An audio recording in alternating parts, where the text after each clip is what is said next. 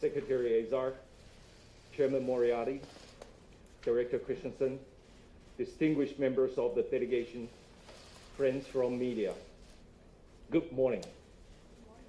I'm truly delighted to welcome Secretary Azar and his delegation, the highest-ranking U.S. delegation to visit Taiwan since 1979.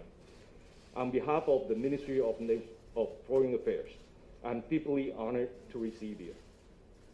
Secretary Azar's visit could not be more timely. The world is still suffering from the COVID-19 pandemic, and many have to face a possible second, even third wave of outbreak.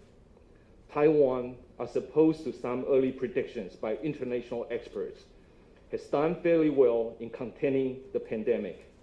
With early deployments of resources and quick responses by all related agencies, our people have been able to continue with their normal life uninterrupted by the threat of the virus.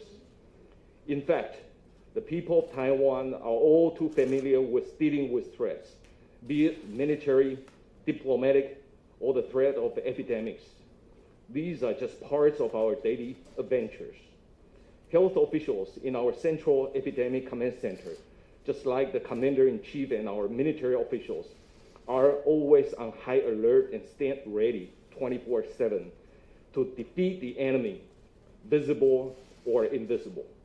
The 2003 SARS taught us a hard lesson, and thanks to those invaluable experience, this time, Taiwan is able to showcase the world how an open society could deploy democracy and transparency in its combat against the virus.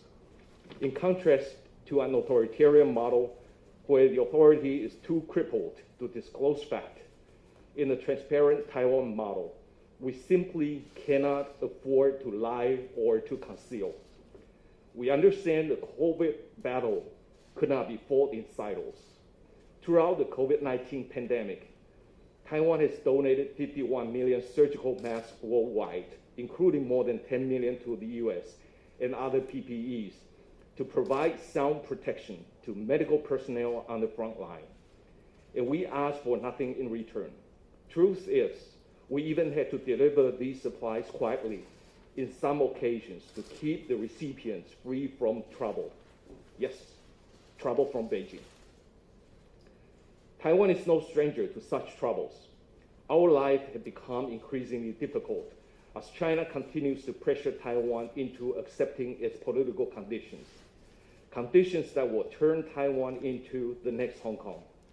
However, we are fortunate to have good friends like the US and its enthusiastic members like Secretary Azar, who was always there supporting each and every fight of Taiwan for international space.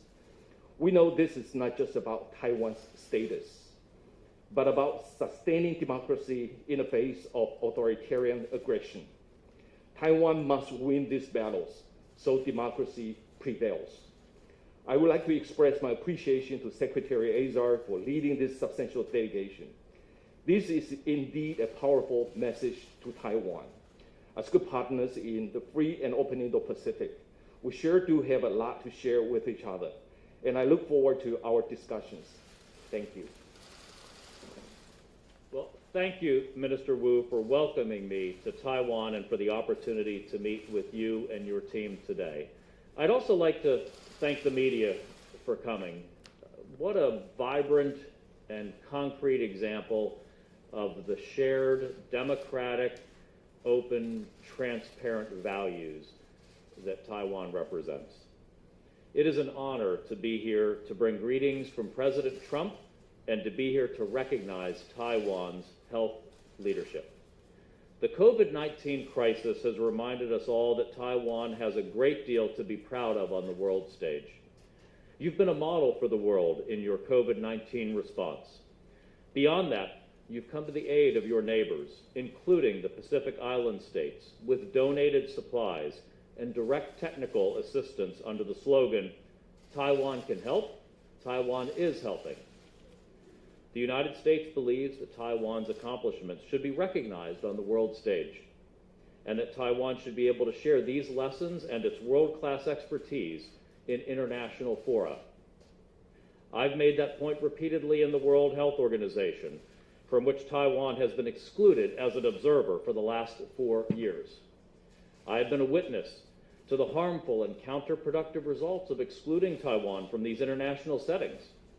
In the spring of 2018, for instance, the World Health Organization put out an urgent call for funding to respond to an Ebola outbreak in the Western Democratic Republic of the Congo.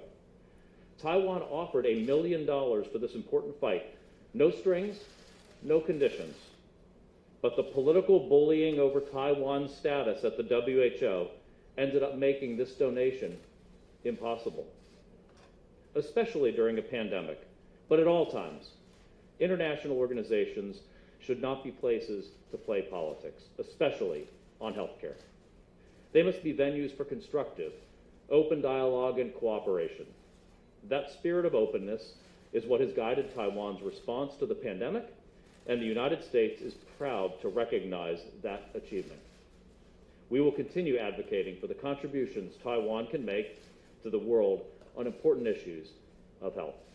I look forward to discussing these issues and Taiwan's global health leadership with Minister Wu today. Thank you.